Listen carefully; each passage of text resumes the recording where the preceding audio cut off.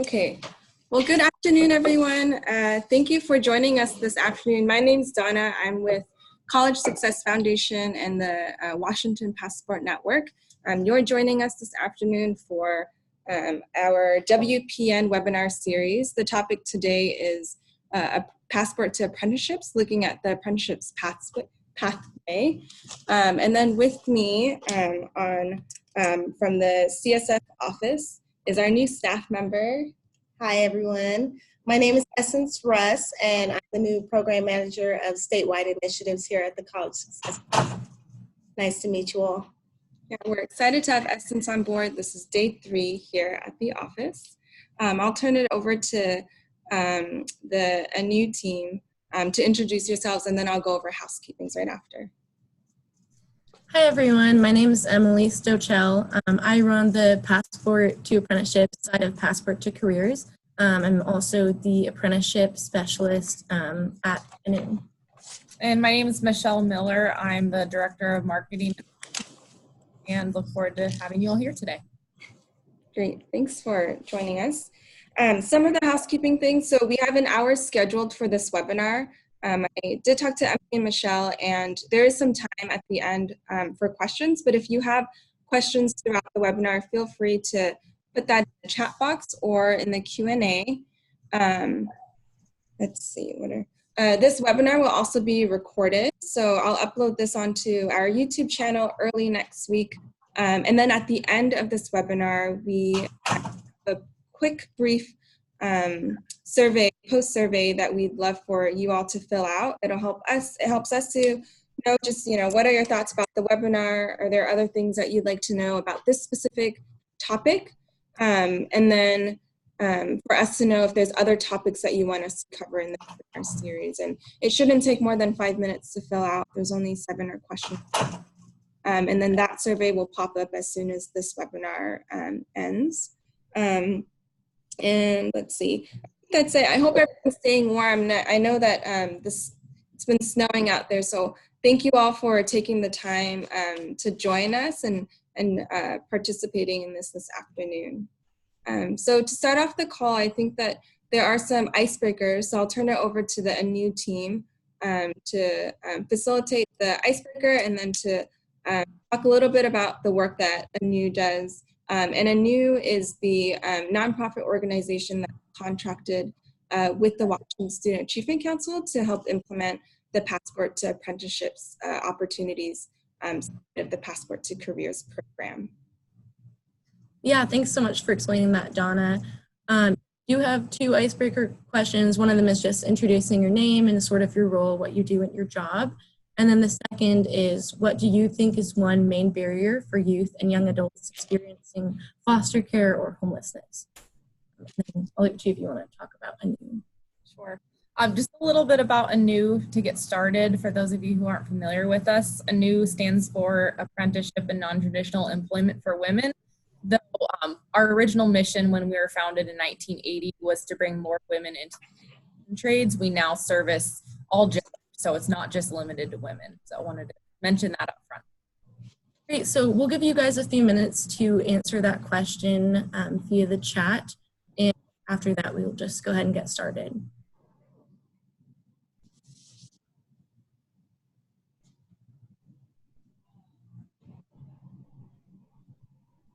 And if you think of things throughout the webinar, you can always just type them in as we go, as you start thinking about some of these potential barriers.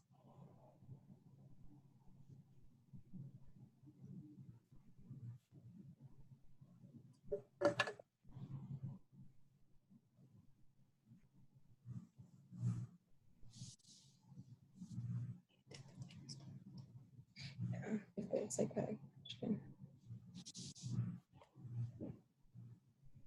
And Emily and Michelle, you are able to see the chat function, right? Yes, I'm looking at that now. Thank you.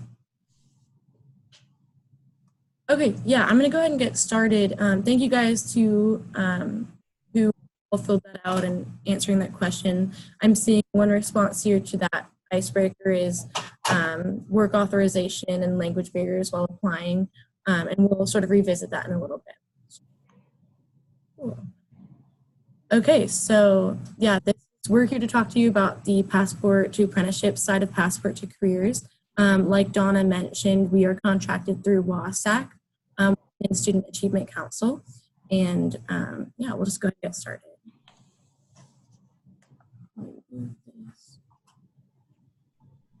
Okay, so Passport to Careers, a little bit of an overview. I know a lot of people have worked with Passport to College before. It's been around for a little while.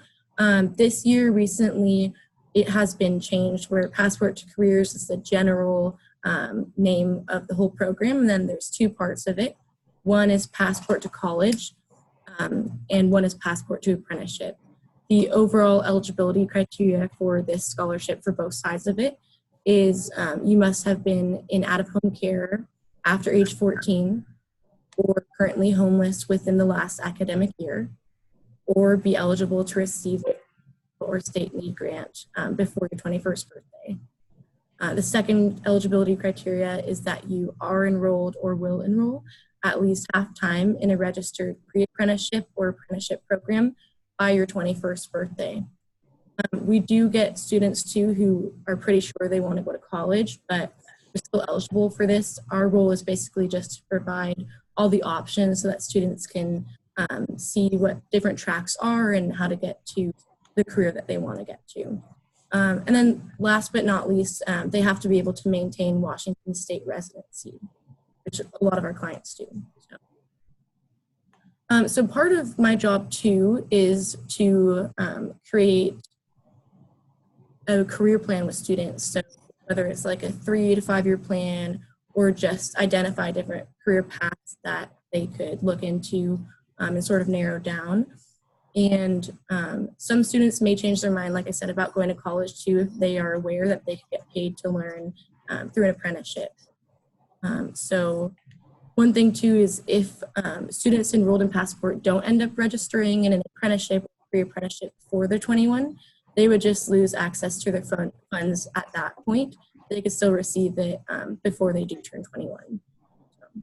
And then the age range for, the age range for this scholarship is 14 to 26. Okay, so why is this grant important? One of the reasons I asked the second icebreaker questions was sort of to lead into this.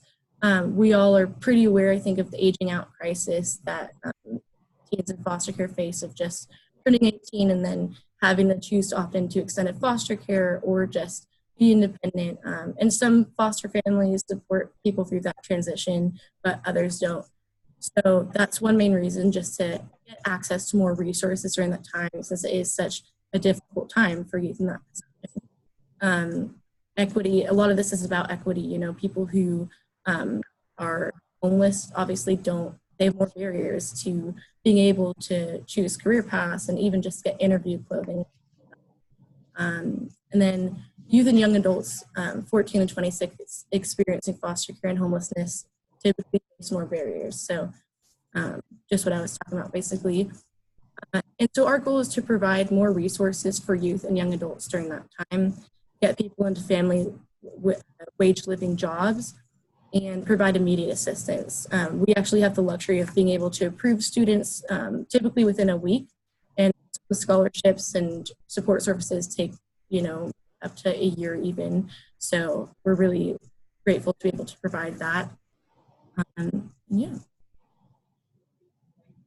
Okay, so a little bit more detailed about the differences between college and apprenticeships for this side of the Passport to Careers scholarship. So for Passport to College, that's for people who are 100% sure that they want to go to college. Even people who are like 80 or 90% sure, you can always send them to me, refer them to me, and I can sort of go through why they want to go to college and just make sure that they know all of their options. Passport to College has a different enrollment process than Passport to Apprenticeship. Passport to Apprenticeship is more focused on career exploration and career mapping and planning. Like I said, we manage that program, so I'm the contact person for that. To get people enrolled is for them to either email me or fill out the PDF, which you guys all should have, and we'll send out after this to make sure you have it as well. We are working on developing a quicker online enrollment form. So please stay tuned for that. So these are just some of the many benefits of trade school or college, just some good things to focus on and sort of know about. These all vary by the type of apprenticeship too, so please keep that in mind as well. Okay, so when someone gets referred for passport to apprenticeship, or they fill out the online enrollment form or PDF, then the first step sort of is they'll go through a needs assessment. And this is all based on the student's timeline too. So what I'll do normally is I'll contact them in whatever way they prefer. I'd ask them about their immediate needs and if they've thought about what they'd like to do for a career, if they'd like to narrow down some options. And then from there, we either first provide financial assistance if they need it, and we can do some career testing and review all the relevant career paths. So from there, students can go on apprenticeship and job site tours. So we can go, if a student's interested in construction, for example, we can visit some working construction sites so they can see what they would be doing on a day-to-day basis, have a better idea of imagining what it'd be like and see if it's something that they're interested in. And then after that, we've sort of narrowed down their options to 3 or less and map out what each of those options consist of and just the different ways to get to being successful in that field.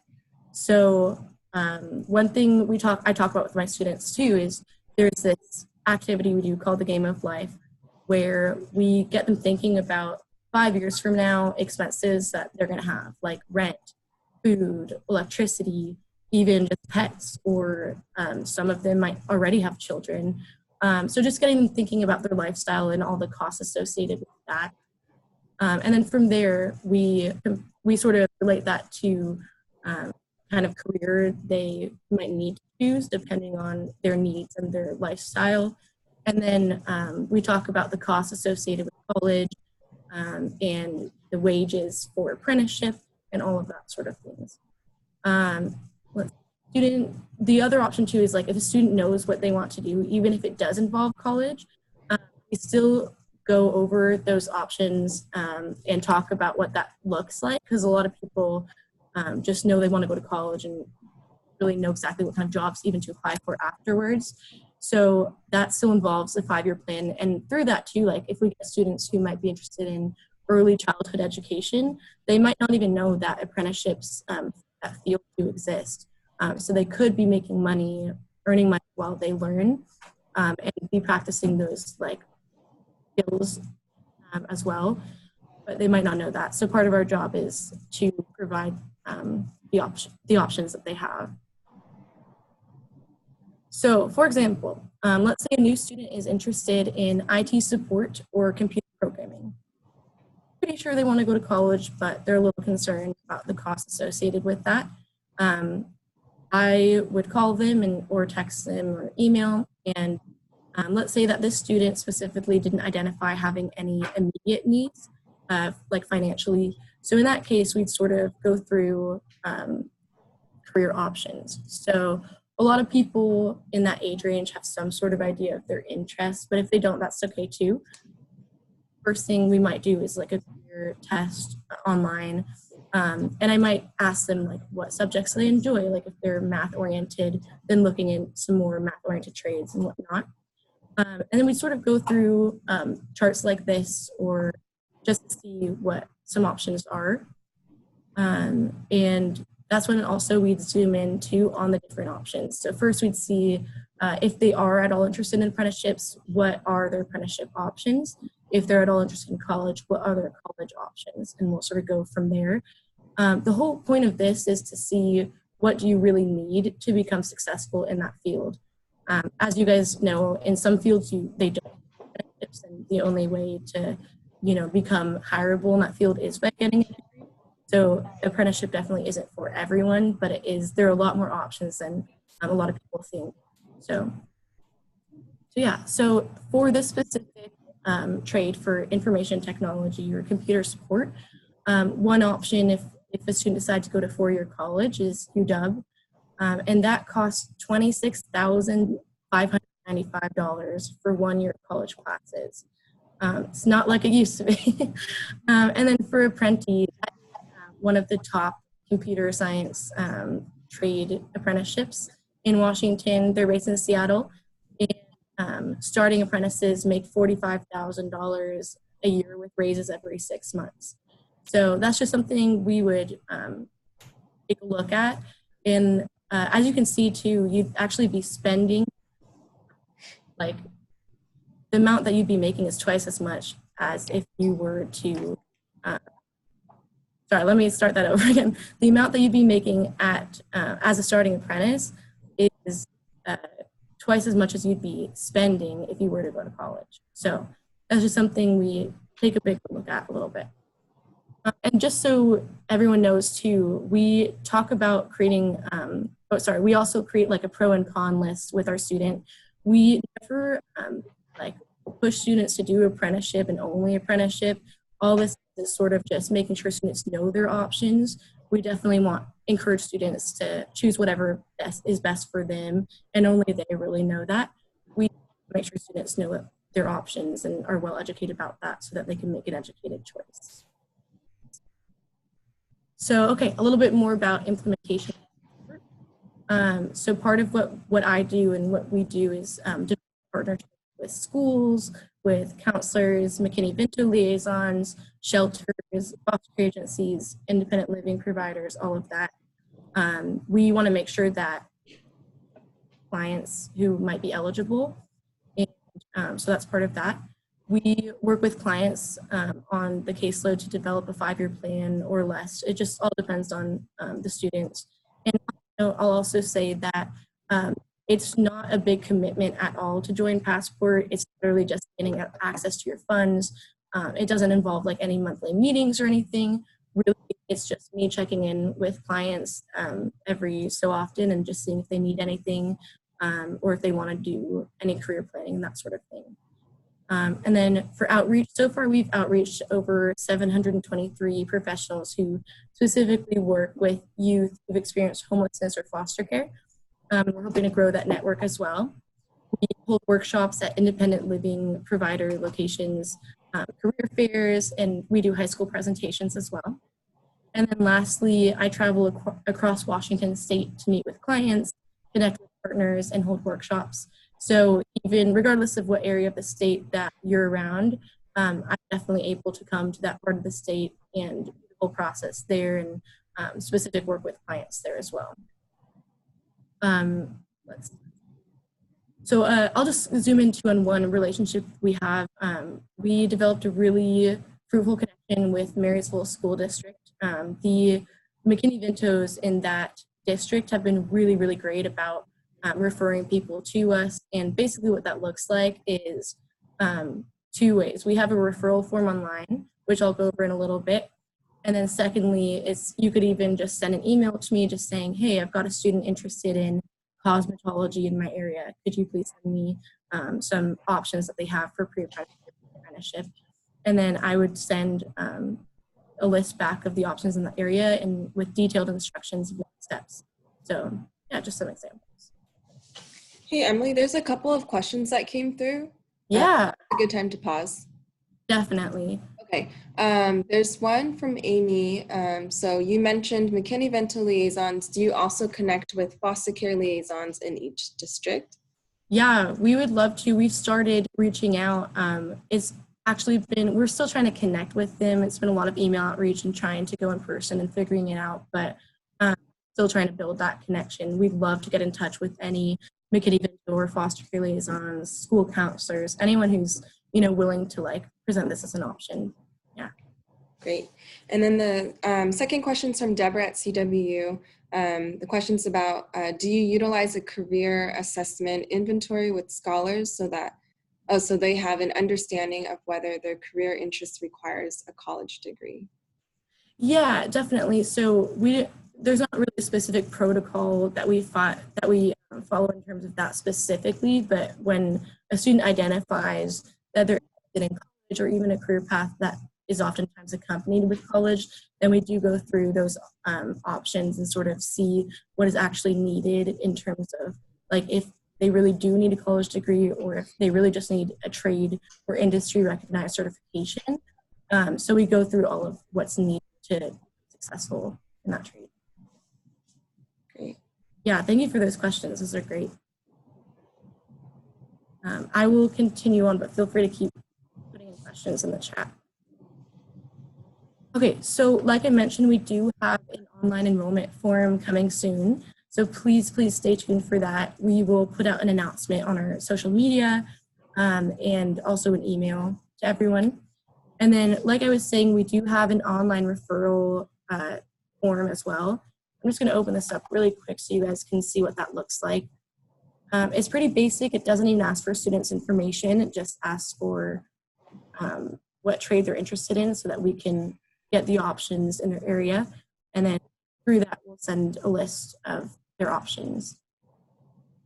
Hopefully this will load in a second.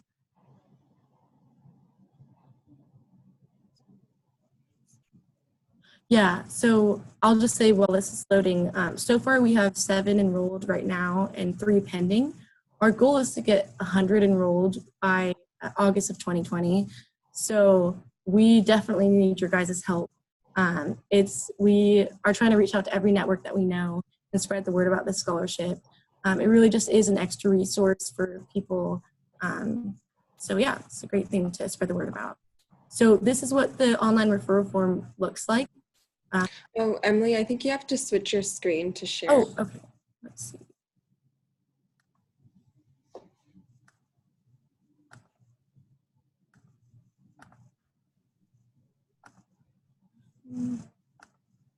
You know what, I will just send out the link to that because I'm not exactly sure how to do that. Sorry about that. Okay, yeah, we'll send out the PowerPoint and all that. Sounds good. Yeah, I'll include the link in on the YouTube link or the channel later too. Thanks so much, Donna. Perfect. Well, anyways, also the idea of creating online access to that is just to make it more accessible to students and to make the process a lot easier. I know that filling out like a 4-page application is not the most fun thing to do, so we're really trying to minimize the stress of that by creating something more accessible that only takes a few minutes. And please feel free to have students who you might not think are eligible apply. I will come through all the applications myself to make sure that we enroll people who are only eligible, so it doesn't hurt to apply. And it goes through a few different people to verify eligibility as well. And the PDFs that we've sent out before definitely still work. So if you have someone in the meantime who would like to apply, you can definitely still use that. We'll accept both. So, yeah. There's a question from Zach. For the online enrollment form, is it best for the IL person to get in touch with you once the form is complete, or will you notify them automatically? Yeah, so I go through all the online enrollment. I'll go through all the online enrollment forms every day. So I'll actually be able to see right away when someone applies online. And then I think the second part of your question, once the form is complete, if you as an IL provider would like to be a part of this process, just please make sure that your client signs an ROI and sends it on to me so that we can all work as a team to work together. Hopefully that answered your question. Yeah, I think that answered your question. If not, please feel free to type in another one. Okay, so moving right along. This flyer is one we're about to get printed. It's actually a postcard just with the QR link to the survey. Unfortunately, it's not ready quite yet, but as soon as it is, you guys will be the first to know. And we will spread that like social media and whatnot as well. So as a practitioner, what can you do? You can encourage clients ages 14 to 26 to apply. Like I said, even if you aren't sure if they'll qualify, I can definitely be the one to decide that. And then please also encourage your clients to, take a few minutes to complete the online enrollment form once we do have it up. The second thing is to help spread the word, even to your personal network, to CBO partners that you work with, anything like that. Like I said, we're just really trying to make sure everyone who potentially is eligible for this scholarship knows about it. And we're also working on getting more marketing materials out there, so stay tuned about that. All right, I'll let Michelle take this. All right, so switching gears a little bit, we wanted to spend some time going over apprenticeships and pre-apprenticeships, the differences between the two, because believe it or not common knowledge sometimes what an apprenticeship usually is. Back in the olden days, it was learning a skill or craft, and it hasn't changed much, but some of the wages and the demand for these types of careers has certainly changed. So a little bit about what ANEW offers. We offer pre-apprenticeship training. It's a short-term training, and we focus specifically on exposing our clients to the construction industry. So we have an 11-week part-time program. It is unpaid, but the whole goal of the program is to get someone into a paid construction apprenticeship, paying between a range of $20, $30 an hour in some cases. Again, it's depending on which trade that they choose. Licensed trades such as a plumber or an electrician make a little bit more starting out, but that varies quite a bit. The whole point of a pre-apprenticeship is to develop some knowledge and skills so that when you get ready to apply for an apprenticeship, you have some of these marketable skills and experience that apprenticeship hiring committees are looking for.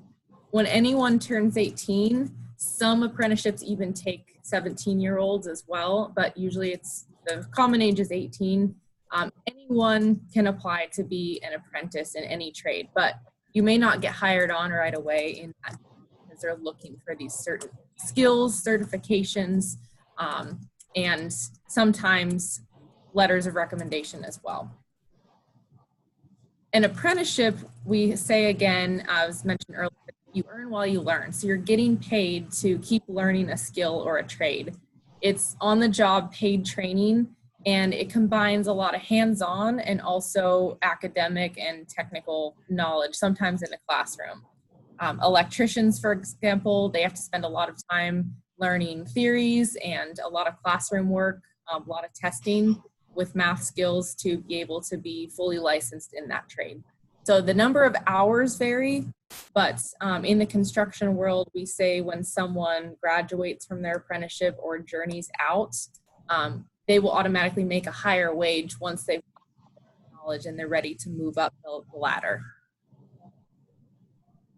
So the main differences again between a pre-apprenticeship and an apprenticeship. Pre-apprenticeship comes before. It is not paid, but some of the advantages of going through a pre-apprenticeship again are making that individual more marketable and more knowledgeable to go into that apprenticeship and feel prepared. So our 11-week program that we offer, right now we have 2 locations that we offer consistent training out of. One facility is in North Seattle in Magnuson Park, Sandpoint area, and one is down in Kent. It's around the corner from the ShoWare Center, from those of you who are familiar with the Kent area. We are expanding pretty rapidly. We're hoping to have our second class up in Snohomish County. Our pre-apprenticeship class run sometime in the late spring, early summer this year. And we just received a grant to start running classes down in Pierce County. So that's a little bit what's on the horizon with what we offer. Again, Emily works, just to recap, Emily works with clients coming in for passport to any type of apprenticeship, not just construction, but we just wanted to go back and familiarize you with a little bit of how our core program works. So once students graduate from our pre-apprenticeship training, they'll have a completion certificate that they can attach to the resume when they're applying for a union or non-union apprenticeship in the area. They'll be eligible for what's called preferred or direct entry. So in summary, that's a way for into an apprenticeship faster because they already have some of these skills that hiring committees are looking for. They gain skills in different construction trades. So we call this a trades rotation program because they're not learning about 1 or 2 construction trades, they're learning about 8 or 9 of them. We go on job site tours, we take them around to different apprenticeships, and they're able to learn about wages, retirement benefits, opportunities for advancement. A lot of contractors that we work with will actually pay for students to go back to college and go through a construction management course. So there's a lot of options, and sky's the limit with a lot of different construction careers as long as you put in the hard work. The most important aspect of our programs is we partner with many contractors and previous alumni who have graduated from the ANEW program that come back and really mentor and help these students with their career. So as many of you know, when you're looking for a job, sometimes it's who you know and the connections you make while networking. So we offer plenty of opportunities for students to learn from those who have come before them. And then just going into the types of apprenticeships, these are a few of them. We just talked about construction and the programs we offer, but as Emily mentioned before, there are over 250 registered apprenticeships in the state of Washington, so there are plenty of options. When both of us started looking through the list, a lot of them we weren't even aware that they existed. So IT, healthcare, aerospace, we work with an organization called AJAC. They focus on apprenticeships for manufacturing, cosmetology, millwrights. It depends on what area you live in as to how many opportunities are available, but the map that will be sent to all of you allows you, we'll talk about it in a couple of slides, to search all those different apprenticeship options. Yeah, I'll also add that there is a video link on the bottom of that page. I'm not going to try and open it because we've learned there's some difficulties with that, but it's really useful and it talks about different resources in each area too. So definitely check that out if that's something you're curious about. And then just a last slide here that's focused specifically on construction apprentices. Keep in mind these wages actually have gone up. These were the 2019 City of Seattle published wages for each of the apprenticeship types, their starting wage. So this is the wage that apprentices would start out right away once they're hired on. So ranging from about $20 to $32 an hour with the plumbers. Again, these fluctuate as you graduate your apprenticeship and move up to be a journey worker, foreman, a superintendent, which means you're running several different job sites. And finally, going back to our point about apprenticeships paying you instead of the other way around, acquiring any college debt when they go into these types of apprenticeships. So if you're working with clients that don't necessarily like sitting in the classroom, they like doing more hands-on projects, we share this in all of our high school presentations that this could be you in your office, you could be working outside, working with a team, and it's just a great opportunity to have a non-traditional career, which is what we're all about supporting here at ANEW. And last thing on construction apprenticeships, this is just a sample of a second year apprentice paycheck. Apprentices in the construction industry get paid weekly in most cases, and some are taking about $1,000 home a week. I will add to this too that we have a lot of resources and connections that we work with our clients on financial stability and financial wellness courses, so that when, let's say, an 18-year-old is earning $1,000 a week, they don't use that money to go out and buy a truck right away or buy the brand new iPhone. We work with specifically Port Jobs and several other organizations to make sure that we're teaching these resources as well, because that's very important once someone goes into a career and they're earning a steady income, to make sure they're prioritizing those things we talked about in the game of life: rent, medical expenses, all of that. So as a provider, how can I learn more about apprenticeship, pre-apprenticeships, and other resources in my area? These next few slides sort of address that and give you resources for you to use. So the first thing you can do is start to familiarize yourself with apprenticeship and pre-apprenticeship opportunities in your area. There's a Google map that I created that lists each apprenticeship and pre-apprenticeship in specific areas. So feel free to go to that link and use that map. There's also the apprenticeship database that is the Excel sheet that I made and sent out earlier, so I can resend that again as well. And then there's also the L&I link and the search database there. And also, for those of you who don't know, there are L&I apprenticeship consultants in each region of Washington State. So you could build a relationship with the L&I apprenticeship consultant in your area and sort of go from there to see like what your clients are interested in. And of course, there's always me. You guys can always use me as a resource. I'm used to getting emails all the time. Just, yeah, I have a client interested in this trade in this area. Could you tell me what exists around here? And I'm happy to identify those as well as help with the application process. Even if a student isn't passport eligible, that's still, I'm still happy to help with all of that navigation. So one thing I know that has been a little bit tricky for people in certain areas is that there are definitely some geographic limitations. A lot of the trade opportunities and apprenticeship opportunities are in the greater Seattle area. However, access to the map and the databases should help you identify like what there is in that area. But to be frank too, there are just some areas that unfortunately they don't have apprenticeship or pre-apprenticeship yet. I know like in the sort of northeast part of Washington, it's very scarce. There's not much we can do about that because we can only work with state registered apprenticeships. But if you are curious about getting one started in that area too, there is a page on L&I that has the steps for that. And then also there are other resources in your area, and that's what these two links are for. The first one is the DSHS online resource guide. It's actually really, really useful. I've used it a ton. It goes over like housing resources, employment, even veteran, or if you're a veteran, resources for that.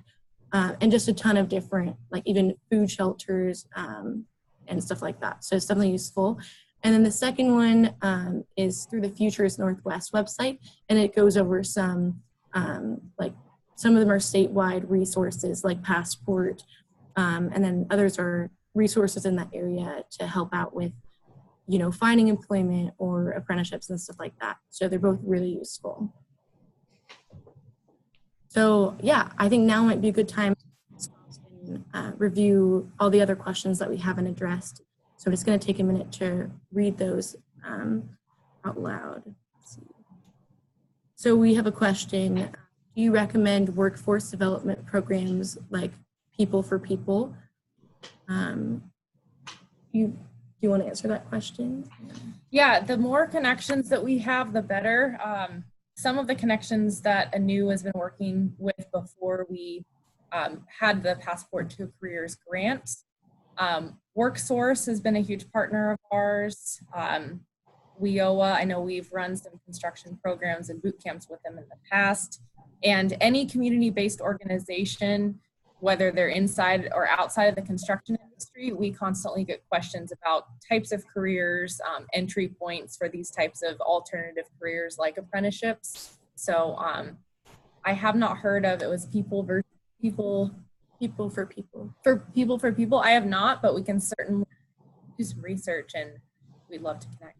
Yeah, and if you guys are connected or think that, you know, any other program might be useful to us to know about too, or any people to connect with, we're always looking for people to connect with, so please do send their information on to us. And I'll also have that slide up. This is our information, so that's my email and my cell phone. So clients are free to reach me however is most convenient for them.